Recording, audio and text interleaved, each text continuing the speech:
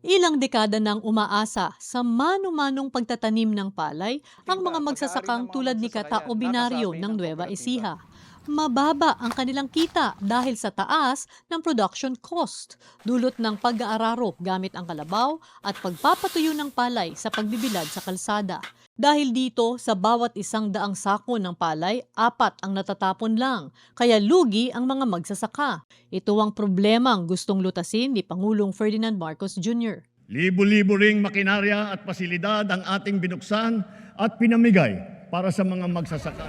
Last week, dinayo ng Pangulo ang Gimba Nueva Ecija para inspeksyonin ang Rice Processing System o RPS, ang modernong pasilidad para sa pagpapatuyo at paggiling ng palay. Pero para pampabilisan, kailangan ito mechanization ang ginagawa natin. Dagdag pa ni Agriculture Secretary Francisco Tiu Laurel Jr., Pagbibilad ng sa kalye, maraming losses dyan eh. Tsaka maraming pangit yung quality.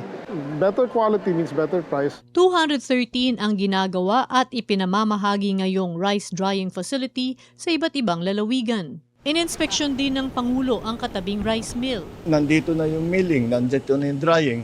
Lahat ng value added ay nandito, naiiwan sa kooperatiba, naiiwan sa mga magsasaka. Ang modernisasyong ito ang bagong muka ng agrikultura. Yung mga nagsasaka ay nakangiti at ibig sabihin na maayos ang kanilang hanapbuhay. Sila ang nagpapakain sa buong Pilipinas, kaya alalahanin natin lagi ang kanilang kalagayan.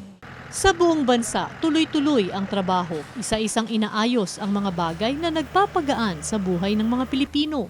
Ito ang bagong kwento ng agrikultura, ang pagtatanim ng pagbabago at ang pag-ani ng pag-asa.